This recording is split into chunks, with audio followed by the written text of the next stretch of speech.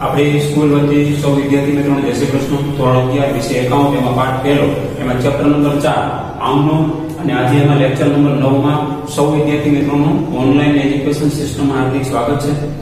Last lecture number 8 ની અંદર આપણે દાખલા નંબર 10 કર્યો. સ્વાધ્યાયનો દાખલા નંબર 10 તો આપણે યાદ હોય તો, અને રીત નંબર 5 રીત નંબર 5 નું નામ છે માલ મિલકતને લગતા વ્યવહારો. એમાં દાખલા નંબર 10 મિલકતને લગતા વ્યવહારો થઈ ગયા. આપણે હવે માલને લગતા વ્યવહારો છે ને એ દાખલા નંબર 9 છે, પેજ નંબર 103 ઉપર છે. એ દાખલા નંબર 9 કરીએ ને માલને લગતા વ્યવહારો, એ પહેલા પેજ નંબર તમારે 66 ઉપર છે. અન્ય રીતે પેજ નંબર 66 અન્ય રીતે માલની જવાબ એ માલને લગતા વ્યવહારો કહેવાય. માલના વ્યવહારો છે એટલે ટૂંકમાં માલ મિલકતને લગતા વ્યવહારોમાં આવે છે. હવે આપણે પેજ નંબર 66 ઉપર જો હું તમને પહેલા થિયરી સમજાવું છું, પછી આપણે દાખલા નંબર 9 તરફ આગળ વધીએ. નંબર 3 અન્ય રીતે માલની જાવક. ધંધામાં વેચાણ કે ખરીદ માલ પરત ઉપરાંત બીજા પણ કેટલાક કારણોસર અન્ય રીતે ધંધામાંથી માલની જાવક થાય છે. માલની જાવક કઈ રીતે થાય? એક તો તમે વેચાણ કરો ત્યારે માલની જાવક થાય, પછી એક ખરીદેલો માલ પાછો જવા દો આપણા વેપારીને ત્યારે માલની જાવક થાય. આવા પ્રકારના કિસ્સાઓમાં માલની જાવક પડતર કિંમતે ચોપડામાં નોંધવામાં આવે છે. ખાસ વેરી મોસ્ટ ઇમ્પોર્ટન્ટ. આવા કિસ્સામાં માલની પડતર કિંમતે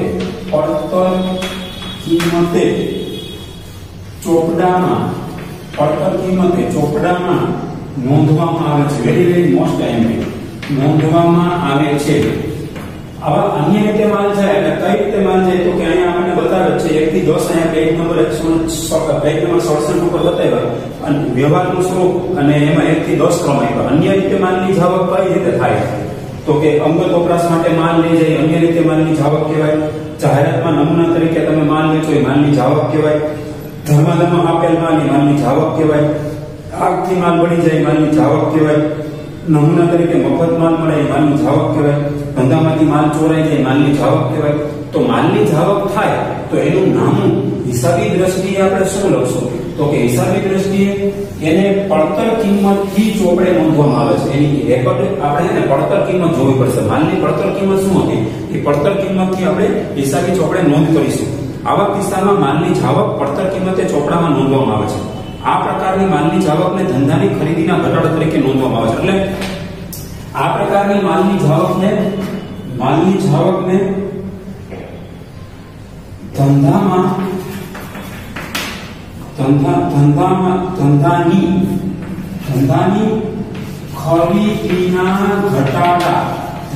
ખરીદીના ઘટાડા તરીકે દર્શાવવામાં આવે છે. આ બે વાક્ય રચના બરાબર આમ લખતી વખતે યાદ કરવું પડશે. વેરી મોસ્ટ ઇમ્પોર્ટન્ટ છે. કી વર્ડ્સ છે આ બધા. ધંધાની ખરીદીના ઘટાડા તરીકે ખાસ યાદ રાખવાનું. એક તો પડતર કિંમતથી નામું લખવાનું છે અને એ જે ખરીદીના ઘટાડા તરીકે નામું લખવાનું છે. તેથી ખરીદ ખાતે આ રકમ જમા કરવામાં આવશે. ખાસ યાદ રાખો, ખરીદ ખાતે શું કરવામાં આવશે? ખરીદ ખાતે જમા કરવામાં આવશે. એટલે કે જ્યારે કોઈ પણ સ્વરૂપે ધંધામાંથી માલ જાય એટલે કે મેં તમને કીધું એ એવું લખ્યું છે તો એ ધંધામાં માલની ખરીદી તરીકે નામું ખરીદીના ઘટાડા તરીકે નામું લખવાનું છે. માલની પડતર કિંમતથી નામું લખવાનું. પડતર કિંમત એટલે એમાં રૂપિયા આપ્યા હોય રૂપિયા તમારે એ જોવાના.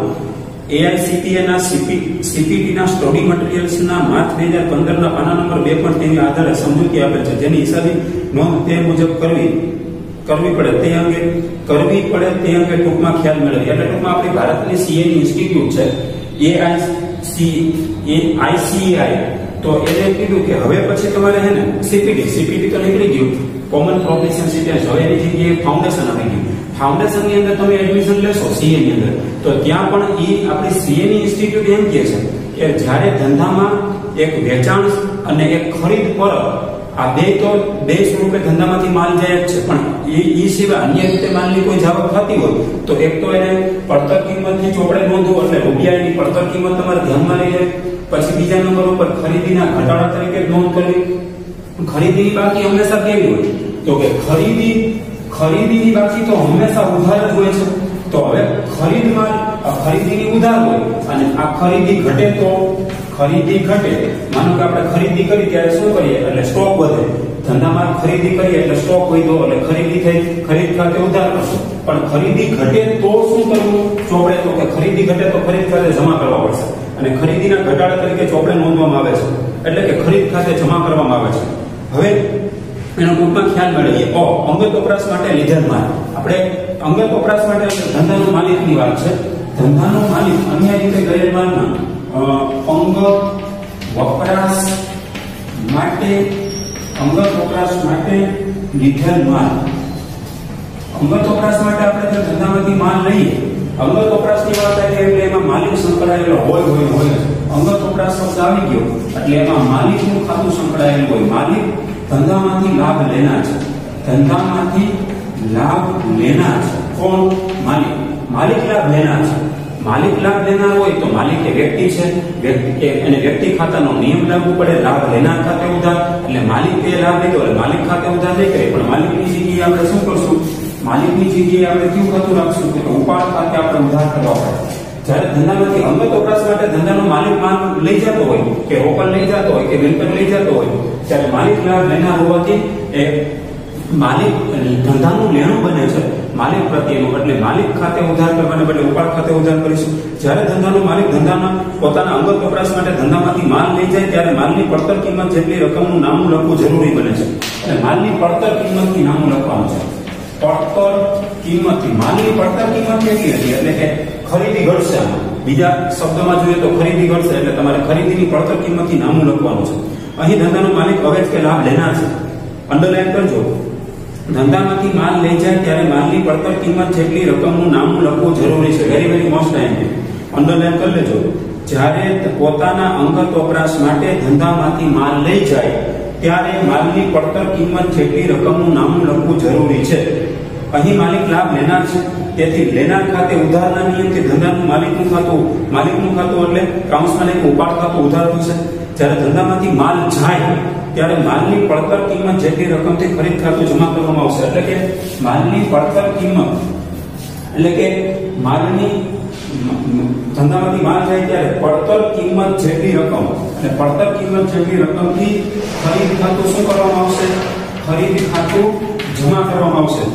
માલની પડતર કિંમત જેટલી રકમથી માલની પડતર કિંમત માલ ધંધામાંથી માલ જાય ત્યારે પડતર કિંમત જેટલી રકમથી ખરીદ ખાતું જમા કરવામાં આવશે. એટલે અહીંથી આમ નોંધ બની ગઈ. જુઓ સામે જુઓ, પેજ નંબર 67 ઉપર જુઓ. અહીંયા 10 વ્યવહાર 10 ક્રમ આપ્યા છે 1 થી 10. પછી વ્યવહારનું સ્વરૂપ આપ્યું છે, પછી કોના ખાતે ઉધાર ને કોના ખાતે જમા. હવે એમાં તમે 5મા નંબર ઉપર જુઓ. 5મા નંબર 1 થી 4 પછી આપણે જોશું. સીધો 5મા નંબર જુઓ. ધંધાનો માલિક અંગત વપરાશ માટે માલ લઈ જાય તો કયું? કોના ખાતે ઉધાર ને કોના ખાતે જમા. ધંધાનો માલિક અંગત વપરાશ માટે માલ લઈ જાય તો કોના ખાતે ઉધાર થાય? ઉપાડ ખાતે ઉધાર થાય. અને કોના ખાતે જમા થાય? ખરીદ ખાતે જમા થાય. ઉપાડથી ગયેલ માલ ખાતે જમા નહીં કરીએ, એ જૂના સિલેબસમાં હતું. હવે નવા સિલેબસમાં આપણા સીએની ઇન્સ્ટિટ્યૂટ એમ કીધું કે માલની પડતર કિંમતથી નામું લખો અને ખરીદીના ઘટાડા તરીકે નામું લખવાનું હોવાથી આપણે ખરીદ ખાતે જમા કરવા પડે. એટલે ધંધાનો માલિક લેનાર છે એટલે ઉપાડ ખાતે ઉધાર થાય અને ધંધામાંથી માલ જાય છે એટલે સ્ટોક ઘટે એટલે ખરીદી ઘટે એટલે ખરીદ ખાતે જમા. પણ પડતર કિંમતથી નામું લખવાનું ખાસ કી વર્ડ્સ તમને આપું છું. પડતર કિંમતથી જ નામું લખવાનું છે. નંબર 2, જાહેરાતમાં નમૂના તરીકે વેચેલ માલ. આપણે જાહેરાતમાં માલ વેચીએ. નંબર 2 ઉપર એવું કીધું જાહેરાત કરવી હોય આપણે એટલે કે જાહેરાતમાં નમૂના તરીકે વહેંચેલ માલ. આપણે જાહેરાતમાં નમૂના તરીકે માલ વેચવો હોય તો શું કરવું? તો એમાં પેજ નંબર 66 ઉપર એટલે કે બીજો. કેટલાક વેપારીઓ જાહેરાતના હેતુથી ગ્રાહકોને સેમ્પલ તરીકે માલ મફત વેચે છે. કેટલાક વેપારીઓ એવા છે કે જે જાહેરાતના હેતુ માટે એ સેમ્પલ તરીકે ગ્રાહકોને માલ મફત વેચે છે. ત્યારે માલની પડતર કિંમતે નામું લખવું જરૂરી છે. આમાં અંડરલાઈન કરી લેજો. ત્યારે માલની પડતર કિંમતે નામું લખવું જરૂરી છે. જ્યારે મફત નમૂના તરીકે માલ વેચો ત્યારે પડતર કિંમતથી નામું લખવું જરૂરી છે. જાહેરાતે ધંધાનો ખર્ચ બનાવી અંડરલાઈન કરો. આવા સંજોગોમાં થશે શું? આમાં જાહેરાત થશે એટલે જાહેરાત ખર્ચ થશે. જાહેરાત ખર્ચ થાય છે. એટલે ખર્ચ કયો? અને તમને ખબર છે ખર્ચ જે થાય એ ખર્ચના ખાતે ઉધાર કરવા પડે, ઉપજ થાય એ ઉપજ ખાતે જમા કરવા પડે. એટલે જાહેરાત ખર્ચ થાય છે એટલે જાહેરાત ખર્ચ ગણાય છે. એટલે ટૂંકમાં તમે નમૂના તરીકે માલ વેચો એટલે જાહેરાત ખર્ચ ગણાય. તેથી ખર્ચ ખાતે ઉધારના નિયમથી જાહેરાત ખર્ચ ખાતે ઉધાર કરવામાં આવે છે. એટલે કે આપણે આવા સંજોગોમાં તમે કયું ખાતું ઉધાર કરશો તો કે જાહેરાત ખર્ચ ખાતું ઉધાર કરશો. ધંધામાંથી માલ જાય છે તેથી પડતર કિંમત જેટલી રકમથી ખરીદ ખાતું જમા કરવામાં આવશે અને ધંધામાંથી એટલી પડતર કિંમત ધંધામાંથી માલ જાય છે એટલે સ્ટોક ઘટી જવાનો છે. સ્ટોક ઘટશે એટલે એટલી પડતર કિંમત જેટલી રકમથી ખરીદ ખાતું જમા કરવામાં આવશે. પેજ નંબર 67 ઉપર જુઓ. નંબર 7 જુઓ. નંબર 7 જાહેરાતમાં નમૂના તરીકે વેચાયેલ માલ અંગે કોને ખાતે ઉધાર કરશો તો કે જાહેરાતમાં નમૂના તરીકે માલ વેચો એટલે એક તો જાહેરાત નામનો ખર્ચ થાય અને બીજું એ ધંધામાંથી ખરીદી ઘટે એટલે તમારે પડતર કિંમતથી નામું લખવાનું, ખરીદી ઘટે એટલે ખરીદ ખાતે જમા લખવાનું છે. એટલે આવા સંજોગોમાં તમારે જાહેરાત ખર્ચ ખાતે ઉધાર થશે અને ખરીદ ખાતે જમા થશે. ખરીદ ખાતે જમા કરીશું. ટૂંકમાં જાહેરાતમાં નમૂના તરીકે માલ વેચો ત્યારે કોના ખાતે ઉધાર થાય તો કે જાહેરાત ખર્ચ ગણાય છે. એટલે જાહેરાત ખર્ચ જે ખર્ચ થાય એમના ખાતે ઉધાર કરો. ખર્ચ ખાતે ઉધારના નિયમથી જાહેરાત ખર્ચ ખાતે ઉધાર થાય અને ખરીદી ઘટે છે. ખરીદીના ઘટાડા તરીકે પડતર કિંમતથી ખરીદ ખાતું જમા થાય. પછી ક ધર્માદામાં આપેલ માલ પેજ નંબર 66 ઉપર એમાં ક છે. એના પછીનો નંબર 3 ધર્માદામાં આપેલ માલ. ધર્માદામાં માલ આપી દેતા હોય આપણે તો ધંધામાંથી ખરીદી ઘટે છે, સ્ટોક ઘટે છે. વેપારીઓ ધાર્મિક સંસ્થા કે ચેરિટેબલ ટ્રસ્ટ જેવી સંસ્થાઓને ધંધામાંથી ધર્માદા માટે માલ આપતા હોય છે. તેથી ખર્ચ ખાતે ઉધારના નિયમથી ધર્માદા ખર્ચ ખાતું ઉધાર થશે અને તેટલી પડતર કિંમત જેટલી રકમથી ખરીદ ખાતું જમા કરવામાં આવશે. અંડરલાઈન કરો. તેથી ખર્ચ ખાતે ઉધારના નિયમથી ધર્માદા ખર્ચ ખાતું ઉધાર થશે. એટલે કે આમાં તમે ધર્માદામાં માલ આપો એટલે શું થાય છે ધંધામાં એક જાતનો ખર્ચ થાય. કેવો ખર્ચ થાય તો કે ધર્માદા ખર્ચ થાય. ધર્માદા ખર્ચ ખાતે ઉધાર કરવા પડે અને તેટલી પડતર કિંમત જેટલી રકમનો માલ આપ્યો, માનો કે 2000 રૂપિયાનો માલ આપ્યો તો 2000 રૂપિયાની પડતર કિંમતથી આપણે ખરીદી ઘટે છે, સ્ટોક ઘટે છે એટલે ખરીદ ખાતે જમા કરવા પડશે. તે ખરીદ ખાતે જમા કરશું આપણે. તો હવે અહીંયા સામેના પેજ ઉપર જો પેજ નંબર 67 ઉપર જુઓ. નંબર 6 માલ ધર્માદામાં આપવામાં આવે ત્યારે કોના ખાતે ઉધાર કરશો તો કે ધંધામાં ધર્માદા નામનો ખર્ચ થાય છે એટલે ધર્માદા ખર્ચ ખાતે ઉધાર થશે અને કોના ખાતે જમા કરશો તો કે ખરીદીનો ઘટાડા તરીકે નોંધ લખવાની હોવાથી પડતર કિંમતથી ખરીદ ખાતું જમા કરવું પડશે કેમ કે સ્ટોકમાં ઘટાડો થાય છે. એના પછી પેજ નંબર 67 ઉપર જુઓ. પેજ નંબર 67 ઉપર ડ એના પછી આવે છે એટલે ચોથું આગથી બળી ગયેલ માલ આગથી બળી જાય તો શું થાય ધંધામાં ક્યારેક આગ લાગવાથી ધંધામાંથી માલ બળી જતો હોય તો આગથી માલ બળી જાય તો શું કરવાનું તો એમાં આપણે વિચારી લઈએ શું કરવું તો કે આકસ્મિક સંજોગોમાં વેપારીની દુકાન કે ગોડાઉનમાં આગ લાગે. આકસ્મિક સંજોગ એવા અકસ્માતને કારણે કે વેપારીની દુકાન હોય એની શોપ હોય કે ગોડાઉનમાં આગ લાગે અને માલ બળી જાય તો શું કરવું તો તે ધંધાનું નુકસાન ગણાય છે. એટલે પહેલી દ્રષ્ટિએ તો માલ બળી જાય એ ધંધાનું નુકસાન છે. ધંધામાં નુકસાન આવ્યું કહેવાય, ખર્ચ નો કહેવાય, નુકસાન કહેવાય. તેથી નુકસાન કે ખર્ચના ખાતે ઉધારના નિયમથી આગથી થયેલ નુકસાન ખાતું ઉધારવામાં આવશે. એટલે આવા સંજોગોમાં આપણે આગથી થયેલ કેવી રીતે નુકસાન થયું તો કે આગથી નુકસાન થયું એટલે ડ્યુ ટુ ફાયર એટલે આગથી થયેલ નુકસાન ખાતે ઉધાર કરવામાં આવશે.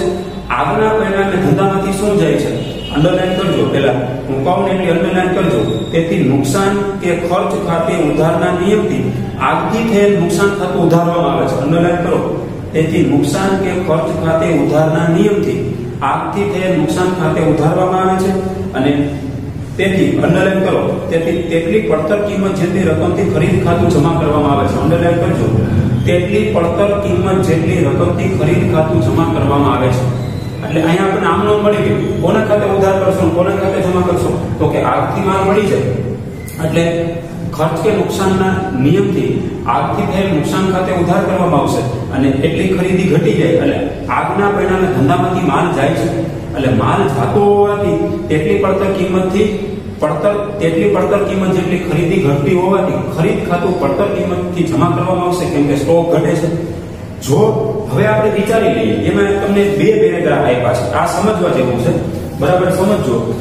આ મુદ્દો છે ને આગળ જતા આવે છે, આગળ જતા 12મા ધોરણમાં આવે છે અને આપણે અહીંયા આમ નોંધ આવશે તો કે તમને એમ કીધું કે જ્યારે માલનો, બરાબર સમજો, માલનો વીમો ઉતરાવેલ ન હોય, માલનો વીમો ઉતરાવેલ ન હોય, બરાબર સમજો, માલનો વીમો ઉતરાવેલ ન હોય. અને એકવાર આપણે એમ સમજીએ કે માલનો વીમો ઉતરાવેલ હોય, માલનો વીમો ઉતરાવેલ હોય, એકવાર એમ કીધું કે માલનો આપણે આગ લાગે તો આપણે આગનું વીમા પ્રીમિયમ ભરવું પડે. આપણે વીમો ઉતરાવવો હોય તો આપણે આગનું વીમા પ્રીમિયમ વીમા કંપનીને પેઇડ કરવું પડે. તો આગ લાગી તો આપણે તરત જ પૂછશું કે વીમો હતો એનો. તો એકવાર એમ કે વીમો ઉતરાવેલ નહોતો, એકવાર આપણે એમ કહીશું કે વીમો ઉતરાવેલ હતો. જો વીમો ઉતરાવેલ હોય તો શું કરશું? તો વીમા કંપની પાસેથી આપણે રકમ લેવાની થાય, એટલે કે આપણો દાવો મંજૂર થઈ જશે. પણ કેટલા ટકા થશે એની ગણતરી તમને રકમમાં કહેવામાં આવશે. હવે આપણે એ તરફ આગળ વધીએ. એક કોન્સેપ્ટ એવો છે કે માલનો વીમો ઉતરાવેલ ન હોય અને એક કોન્સેપ્ટ એવો છે માલનો વીમો ઉતરાવેલ હોય. તો જો ધંધાના માલનો વીમો ઉતરાવેલ ન હોય તો, બરાબર સમજો, આ પેરેગ્રાફમાં એવું કીધું માલનો વીમો ઉતરાવેલ ન હોય તો અંડરલાઈન કરો. ધંધાના માલનો વીમો ઉતરાવેલ ન હોય તો અંડરલાઈન કરો. અને પછીના પેરેગ્રાફમાં અંડરલાઈન કરો જો માલનો અંશતઃ વીમો ઉતરાવેલ હોય તો અંડરલાઈન કરજો. એટલે એકવાર ઉતરાવેલ ન હોય અને એકવાર ઉતરાવેલ હોય. ઉતરાવેલ ન હોય તો આગથી થયેલ સંપૂર્ણ નુકસાન ધંધાનો માલિક ભોગવે છે. આગથી જે કઈ નુકસાન જશે એ કોને ભોગવવાનું છે? તો કે ધંધાનો માલિક. નુકસાન એટલે કે સંપૂર્ણ નુકસાન કોણ ભોગવે છે? સંપૂર્ણ નુકસાન ધંધાનો માલિક ભોગવે છે. માલિક ભોગવે છે. સંપૂર્ણ નુકસાન કેમ કે વીમો તો ઉતરાવેલો નથી, પ્રીમિયમ તો ભર્યું નથી. એટલે જે કઈ નુકસાન જાય, માનો કે 5,000 નો માલ બળી જાય, 10,000 નો માલ બળી જાય કે 20,000 નો માલ બળી જાય, એ સંપૂર્ણ નુકસાન કોણ ભોગવે? તો કે ધંધાનો માલિક. ધંધાનો માલિક ભોગવે છે. જો બળી ગયેલ માલનો સંપૂર્ણ વીમો ઉતરાવેલ હોય તો નુકસાનની જવાબદારી વીમા કંપનીને સિરે રહે છે. નુકસાનની મંજૂર કરેલ દાવાની પતાવટ રકમથી વીમા કંપની આપણી દેવાદાર બનશે. તેથી વીમા કંપની ખાતે ઉધાર અને ખરીદ ખાતું જમા થશે.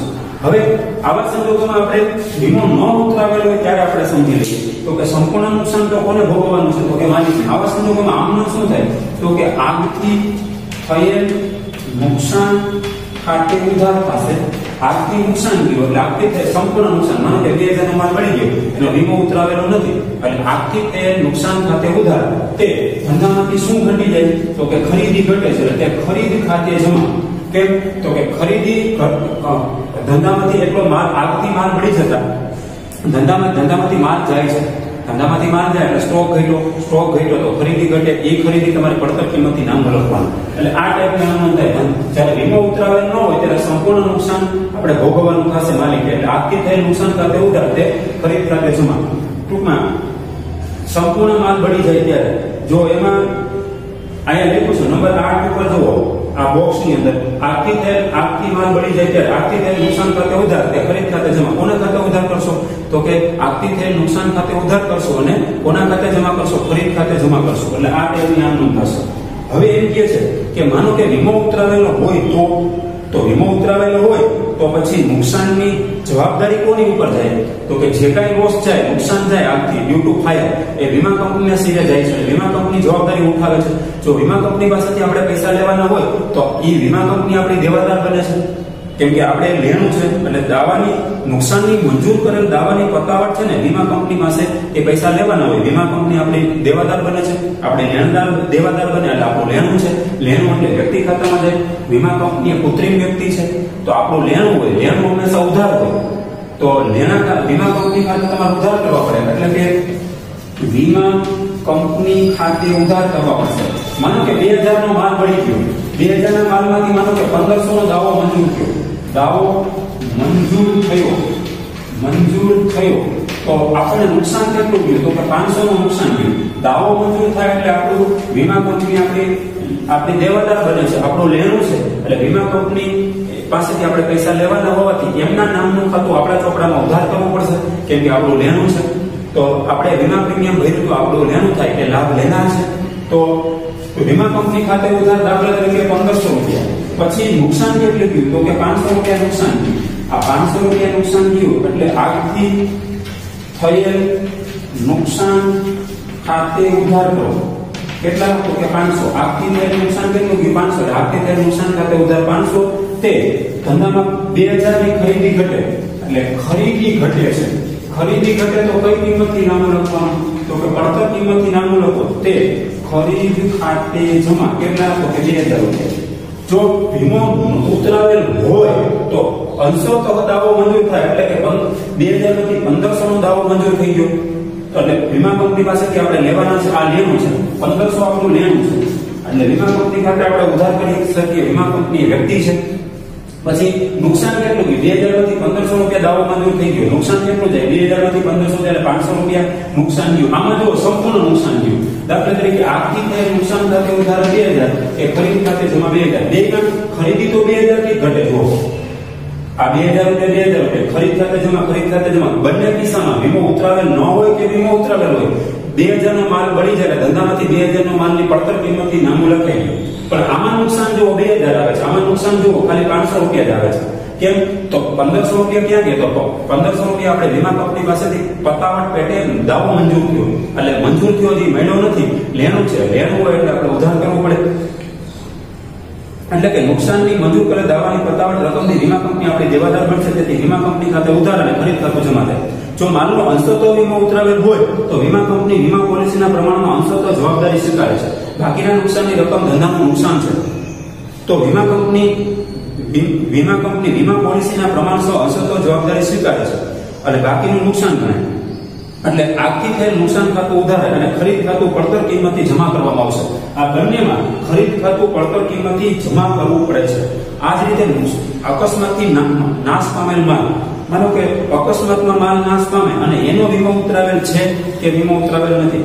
અકસ્માતથી માલ નાશ પામે પછી વરસાદમાં માલ પલળી જાય અંડરલાઈન કરજો અકસ્માતમાં માલ નાશ પામે તો આમ આવી રીતે નુકસાન છે આ અકસ્માતથી થયેલ નુકસાન ખાતે ઉધાર તે ખરીદ ખાતે જમા કેમ કે પડતર કિંમતથી ખરીદ ખાતું જમા કરવામાં આવે છે પછી એવી રીતે વરસાદમાં માલ પલળી જાય તો એમાં પણ નુકસાન જાય છે વરસાદથી પલળી ગયેલ માલના નુકસાન ખાતે ઉધાર તે ખરીદ ખાતે જમા કરશું ખરીદ ખાતું પડતર કિંમતથી જમા કરશું પછી સ્ટીમર ડૂબી જવાથી ગયેલ માલ સ્ટીમરમાં માલ વિદેશ મોકલી અને માલ એમાં ડૂબી જાય દરિયામાં તો સ્ટીમર ડૂબી જવાના નુકસાન ખાતે ઉધાર તે ખરીદ ખાતે જમા વગેરે નાશ પામેલ માલ ગણાય તેથી પડતર કિંમતે ખરીદ ખાતું જમા કરવામાં આવશે અંડરલાઈન કરજો હંમેશા પડતર કિંમતથી જ તમારે નામું લખવાનું છે આ ખાસ આવે છે વીમા આગથી માલ બળી ગયો અને વીમા કંપનીએ દાવો મંજૂર કર્યો અથવા મંજૂર નથી કર્યો એ તમને કહેશે ટૂંકમાં આ અકસ્માતથી નાશ પામેલ માલ વરસાદમાં પલળી ગયેલ માલ કે સ્ટીમર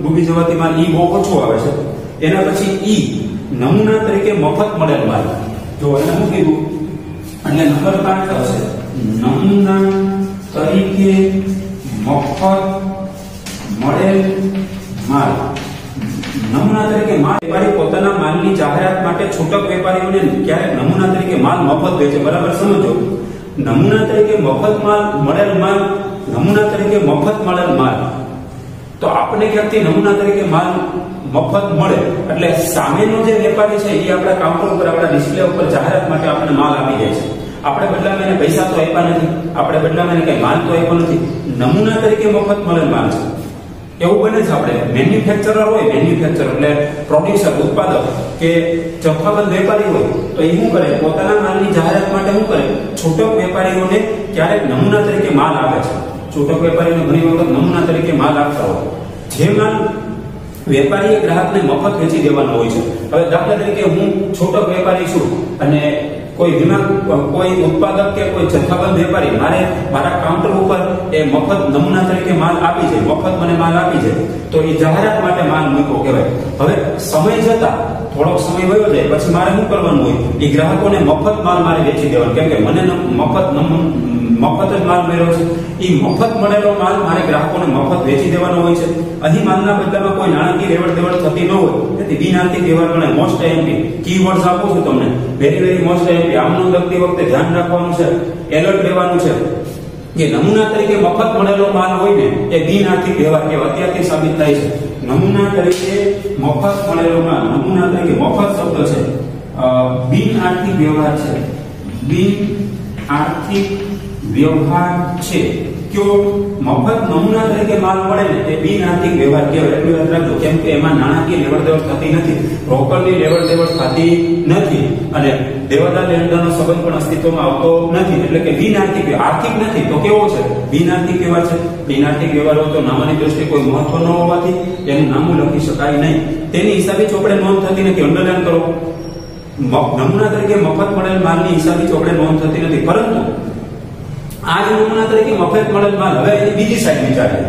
આપણે મને માનો કે 500 રૂપિયાનો માલ મફત મળ્યો, આપણે ડિસ્પ્લે તરીકે રાખ્યો, આપણે જાહેરાત માટે રાખ્યો, એટલે બધા એના જે કાચનું પેલા કાચની પેલી આવે છે શોકેસમાં, એની અંદર આપણે રાખ્યો. તો ઈ મહિનાથી 2 મહિના સુધી આપણે માલ રાખ્યો. પછી મફત મળેલ માલ વેચીને નાણાં મેળવવામાં આવે તો, માનો કે મફત માલ મેળવ્યો તો ત્યારે તો બિન આર્થિક વ્યવહાર જ હતો, એટલે આપણે હિસાબી ચોપડે નામું લખી શકીએ નહીં. પણ 2 કે 3 મહિના પછી ઈ મફત મળેલો માલ હું વેચી નાખું તો પૈસા લાવતો હોય ને, તો કે માલ વેચીને નાણાં મેળવવામાં આવે ત્યારે જે રોકડ મળે છે તે રોકડ ખાતે ઉધાર થશે. કેમ કે ધંધામાં રોકડની લેવડ દેવડ થાય છે. રોકડની લેવડ દેવડ થતી હોવાથી રોકડ ખાતે ઉધાર, રોકડ વધે છે, રોકડ ધંધામાં આવે છે, રોકડ એ મિલકત છે, એટલે રોકડ ખાતે ઉધાર થશે. એટલે કે ઉધાર જમાના નિયમથી એમાં રોકડ ખાતું સંકળાયેલું છે. રોકડ ખાતાને ઉધાર જમાના નિયમો પ્રમાણે તમે જોશો તો રોકડ ખાતું ક્યાં ખાતામાં? તો કે માલ મિલકતના ખાતામાં આવે. માલ મિલકતનો નિયમ છે આવે તે ઉધાર, જાય તે જમા. શું ધંધામાં આવ્યું? તો કે રોકડ ખાતે ઉધાર થાય અને ધંધામાંથી માલ જાય છે તેથી વેચાણ ખાતે જમા કરવું પડશે. કેમ કે અંડરલાઈન કરજો, ઈ વેચાણ થઈ ગયું કહેવાય. તમને મફત મળેલો માલ તમે કોકને વેચી નાખો છો, પૈસા આપીને વેચી નાખો, તો એ ખરેખર તો માલનું વેચાણ થઈ ગયું કહેવાય, વેચાણ ખાતે જમા થશે. અને પછી છેલ્લો એક ઈ છે, છેલ્લા ઈ માં લખ્યું છે કે જો અહીંયા છેલ્લા 10 માં જો બોક્સમાં ધંધામાં મફત નમૂના તરીકે મળેલ માલ વેચીએ ત્યારે ક્યાં ખાતે ઉધાર થાય? તો કે રોકડ ખાતે ઉધાર થાય. અને કોના ખાતે જમા થાય? તો કે વેચાણ ખાતે જમા થાય. કેમ? મફત મળેલો માલ આપણે વેચી નાખીએ ત્યારે રોકડ ખાતે તો ઉધાર, કેમ કે ધંધામાં રોકડ આવે છે એટલે રોકડ ખાતે ઉધાર કરવા પડે અને એટલું આપણું વેચાણ ગણાય હોય એટલે વેચાણ ખાતે જમા થાય. પછી ધંધામાંથી માલ ચોરાય છે ત્યારે, ધંધામાંથી માલ ચોરાય છે એટલે છેલ્લો જો ઘણી વખત એવું બને ડ્યુ ટુ થેફ્ટ એટલે ચોરી.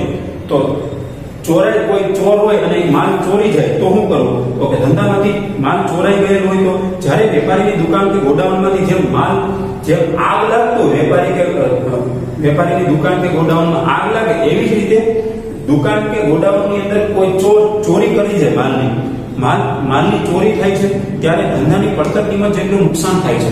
અંડરલાઈન કરજો, પડતર કિંમત જેટલું નુકસાન થાય છે. તેથી ખર્ચ કે નુકસાન ખાતે ઉધારના નિયમથી ચોરીથી થયેલ નુકસાન ખાતે ઉધાર થાય. અંડરલાઈન કરો, ખર્ચ કે નુકસાન ખાતે ઉધારના નિયમથી ચોરીથી થયેલ નુકસાન ખાતે ઉધાર થાય અને ધંધામાંથી માલ જાય છે તેથી જાય તે એટલે અંશે ખરીદ ખાતું જમા થાય. તેથી જાય તે એટલે અંશે એટલે ખરીદ ખાતું પડતર કિંમતથી જમા કરવામાં આવશે. એટલે કે કયું ખાતું ઉધાર કરવામાં આવશે? એટલે કે ખર્ચ કે નુકસાન, એટલે કે કેવી રીતે નુકસાન થયું? તો કે ચોરીથી નુકસાન થયું. એટલે ચોરીથી થયેલ નુકસાન ખાતે ઉધાર, તે ધંધામાં એમની સ્ટોક ઘટે છે એટલે ખરીદી ઘટે છે. ખરીદી ઘટતી હોય તો ખરીદ ખાતે પડતર કિંમતથી જમા કરવા પડે. છેલ્લે નંબર 9 માં લખ્યું માલ ચોરાઈ જાય ત્યારે કોના ખાતે ઉધાર કરશો? તો ચોરીથી થયેલ નુકસાન ખાતે ઉધાર કરશો અને એટલી ધંધામાંથી ખરીદી ઘટે એટલે ખરીદ ખાતે આપણે જમા કરશું.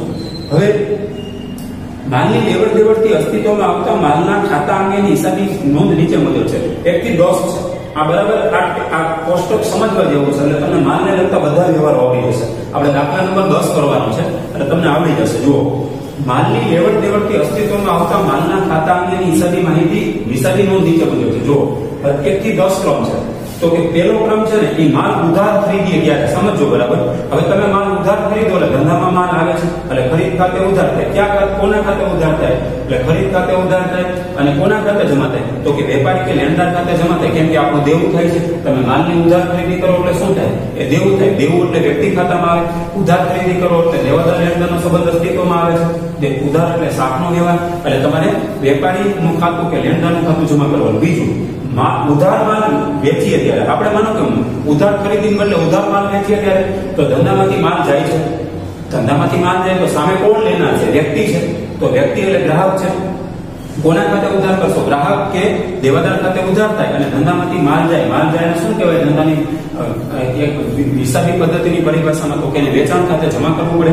પછી ત્રીજું, ઉધાર વેચેલ માલ પૈકી માલ પરત મળે. આપણે માલ વેચો, આજે માલ મેં તમને ઉધાર વેચો, તમે મારા ગ્રાહક છો અને તમે મને પાછો માલ આવતીકાલે કોઈ પણ કારણોસર માલ નમૂના મુજબ ન હોય, માલ નુકસાની વાળો હોય, હલકી ગુણવત્તા વાળો માલ હોય, આવા સંજોગોમાં આપણો ગ્રાહક આપણને માલ પાછો આપે, આપણો માલ પાછો વેચેલો માલ પાછો આવે એટલે ધંધામાં માલ આવ્યો, ધંધામાં માલ આવે. એક વેચાણ કર્યું ત્યારે શું કીધું હતું? વેચાણ ખાતે જમા કર્યા હતા. હવે વેચેલો માલ પાછો આવે ને એટલે તમારે આટલું યાદ રાખવાનું, માલ વેચો ત્યારે વેચાણ ખાતે જમા થાય છે.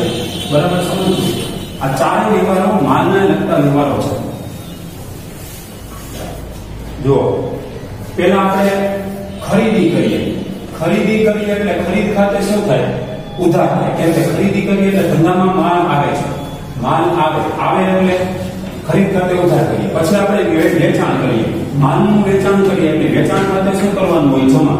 વેચાણ કરીએ એટલે માલ ધંધામાંથી માલ જાય છે. બરાબર સમજો? આ બે મેઇન માલના ખાતા છે. એ સારી પદ્ધતિમાં માલના બે ખાતા, એક ખરીદી અને વેચાણ. પહેલા ખરીદી ઇનપુટ કરવું જ પડે. ઇનપુટ એટલે ખરીદી. ખરીદી કર્યા વગર તમે કોઈ સંજોગોમાં વેચાણ ન કરી શકો. ખરીદીના નિયમ મુજબ ધંધામાં માલ આવતો હોવાથી આવે તે ઉધાર થાય. એટલે ધંધામાં વેપારી જે ચીજ વસ્તુનો વેપાર કરતો એને માલ કહેવાય. માલ એટલે ખરીદી. તો ખરીદી કરીએ એટલે ધંધામાં આવે એટલે ખરીદ ખાતે ઉધાર થાય. પછી વેચાણ કરીએ એટલે આઉટપુટ, એટલે ધંધામાંથી માલ જાય. એટલે જાય કે જમાના નિયમથી તમારે માલ ખાતે જમા નહીં, વેચાણ ખાતે જમા રાખવો પડે. હવે તમને આ સમજાવે છે કે વેચેલો માલ જાતો તો વેચેલો માલ પાછો આવે ત્યારે એને શું કહેવાય? તો કે વેચાણ માલ પરત કહેવાય. વેચાણ માલ પરત ખાતે શું કરવું પડે? ઉધાર કરવું પડે. કેમ કે એક વખત ધંધામાંથી માલ જાતો, હવે ધંધામાં માલ પાછો આવે છે એટલે ધંધામાં માલ આવે તો ઉધાર. પણ ક્યાં સ્વરૂપે આવ્યો? વેચેલો માલ પાછો આવ્યો, ખરીદી નથી આવી. ધંધામાં માલ આવે જ છે, ખરીદી કરો ત્યારે આવે અને વેચેલો માલ પાછો આવે ત્યારે ધંધામાં માલ આવે છે. વેચાણ પરત ખાતે ઉધાર કરવા પડે અને આપણો ગ્રાહક આપણને આપે છે એટલે કે તે ગ્રાહક ખાતે, ગ્રાહક એટલે દેવાદાર ખાતે જમા, દેવાદાર ખાતે જમા કરશું. આ ટેકનિક વેચેલો માલ પાછો આવે ત્યારે થાય. પછી એવી રીતે ઉધાર ખરીદેલ માલ પૈકી આપણે માલ પરત કરીએ ત્યારે આપણે માલની ખરીદી કરી, બરોબર છે? હવે એ ખરીદેલો માલ પાછો મોકલી દીધો તો ધંધામાંથી માલ જાય છે. તો આની નોંધી આમ નોંધાય. ખરીદી કરી ત્યારે કયું ખાતું ઉધાર થયું? ખરીદ ખાતું ઉધાર થયું. હવે તમારે ખરીદ માલ પર વેચેલો માલ, ખરીદેલો માલ પાછો જાય અને હિસાબી પદ્ધતિમાં શું નામ આપ્યું છે? ખરીદ માલ પરત ખાતો. અને બીજું, તમે ખરીદેલો માલ પાછો જાવ એટલે સામે કોણ હોય? વેપારી લેનાર હોય. એટલે વેપારી ખાતે ઉધાર કરવા પડે. વેપારી અથવા તો લેણદાર, એ લેણદાર છે કેમ કે આપણી પાસેથી પૈસા માંગે એટલે લેણદાર ખાતે ઉધાર કરવા પડે. અને ખરીદી હોય તો હવે શું બોલવું પડે? ખરીદ માલ પરત ખાતે જમા. આમાં વેચાણ માલ પરત ખાતે ઉધાર થાય, આમાં ખરીદ માલ પરત ખાતે જમા થાય. કારણ જુઓ, તમે વેચો ત્યારે શું થયું? જમા થયું તો ઉધાર જમાના નિયમ અનુસાર હવે એનાથી વિરુદ્ધ કરો, ક્રોસમાં, તો વેચાણ માલ પરત ખાતે ઉધાર કરવા પડે. અહીંયા જુઓ, ખરીદી કરી ત્યારે શું હતું? ખરીદ ખાતે ઉધાર હતા, એનાથી વિરુદ્ધનો શબ્દ, ઉધારનો વિરુદ્ધનો શબ્દ જમા. એટલે તમારે ખરીદ માલ પરત ખાતે જમા કરવા પડે. આનાથી વિરુદ્ધ ખરીદી ઉધાર, ખરીદ માલ પરત જમા, વેચાણ જમા, વેચાણ માલ પરત ઉધાર. હવે એ ચાર વસ્તુ થઈ જાય પછી મેં તમને પાંચમું સમજાવી દીધું કે ધંધાનો માલિક અંગત વપરાશ માટે માલ લઈ જાય ત્યારે ઉપાડ ખાતું ઉધાર થાય અને કોના ખાતે જમા થશે? તો કે પડતર કિંમતથી ખરીદ ખાતું જમા થાય. નંબર 6, માલ ધર્માદામાં આપો ત્યારે જેટલો માલ ધર્માદામાં આપો છે ધંધામાં ખર્ચનું ખાતું ઉદ્ભવે છે એટલે ખર્ચના નિયમથી, ખર્ચ ખાતાના નિયમથી ધર્માદા ખર્ચ ખાતે ઉધાર થાય અને ધંધામાંથી ખરીદી એટલી ઘટે છે એટલે ખરીદીની પડતર કિંમતથી નામ લખો એટલે ખરીદ ખાતે જમા લેવો પડે. નંબર 7, નમૂનામાં જાહેરાતમાં નમૂના તરીકે વેચેલ માલ, જાહેરાતમાં નમૂના તરીકે માલ વેચો તો ધંધામાં એક ખર્ચનું ખાતું ઉદ્ભવે છે. જાહેરાત ખર્ચ થાય છે આપણો, જાહેરાત ખર્ચના નિયમથી જાહેરાત ખર્ચ ખાતે ઉધાર થશે અને ધંધામાંથી એટલી પડતર કિંમતથી ખરીદી ઘટે એટલે ખરીદ ખાતું જમા થાય. નંબર 8, આગથી માલ બળી જાય તો ધંધામાં આગથી માલ બળી જાય અને વીમો ઉતરાવેલ ન હોય અને વીમો ઉતરાવેલ હોય, તમારે આ બે અંગોની તૈયારી રાખવી પડે. મેન્ટલી માનસિક તૈયારી રાખવી પડશે કે વીમો ઉતરાયો છે તો વીમા કંપની પાસેથી આપણે લેવું થશે, વીમા કંપની આપણી નુકસાનની જવાબદારી સ્વીકારશે. એટલે કે વીમા કંપની નુકસાનની જવાબદારી વીમા કંપની ઉપર જાય. એટલે વીમા કંપની એ વ્યક્તિ છે એટલે વ્યક્તિ પાસેથી લેણું થાય છે તો વીમા કંપની ખાતે ઉધાર કરવા જોઈએ. બાકીનું નુકસાન આગથી થયેલ નુકસાન ખાતે ઉધાર ને ધંધામાંથી ખરીદી ઘટે છે, સ્ટોક ઘટે એટલે પડતર કિંમતથી ખરીદ ખાતું જમા થાય. પછી માલ ધંધામાંથી ચોરાઈ જાય તો માલ ધંધામાંથી ચોરાઈ જાય ત્યારે ધંધામાંથી તો માલ જાય જ છે, ખરીદી ઘટે છે, સ્ટોક ઘટે છે એટલે ચોરીથી થયેલ નુકસાન ખાતે ઉધાર કરશું.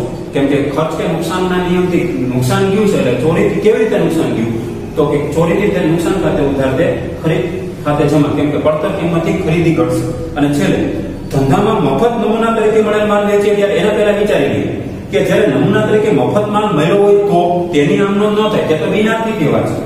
મફત નમૂના તરીકે માલ મળે આપણને, તમે મારા કાઉન્ટર ઉપર માલ મૂકી જાઓ છો, બદલામાં હું તમને પૈસા તો આપતો નથી, તો મફત નમૂના તરીકે મળેલો માલ હોય તો એ બિનઆર્થિક વ્યવહાર છે. પણ મફત નમૂના તરીકે મળેલ માલ જ્યારે આપણે વેચી નાખીએ ત્યારે તો આપણને ધંધામાં રોકડા પૈસા મળે. માનો કે તમે મને 500 રૂપિયાનો મફત માલ આપી ગયા હતા તો એ બિનઆર્થિક વ્યવહાર. પણ 500 રૂપિયાનો માલ હું 200 રૂપિયામાં વેચી નાખું છું ગ્રાહકને 2 મહિના કે 3 મહિના પછી, ડિસ્પ્લેનું કામ પૂરું થઈ ગયું, સમય પૂરો થઈ જાય એટલે રોકડ ધંધામાં આવે, રોકડ ખાતે ઉધાર અને એક જાતનું વેચાણ થાય, વેચાણ ખાતે જમા. હવે નીચે લખ્યું છે એ કોષ્ટકની નીચે હવે આપણે માલની વિવિધ રીતે જાવક અંગેના વ્યવહારોની આમનું ઉદાહરણની મદદથી સમજીશું.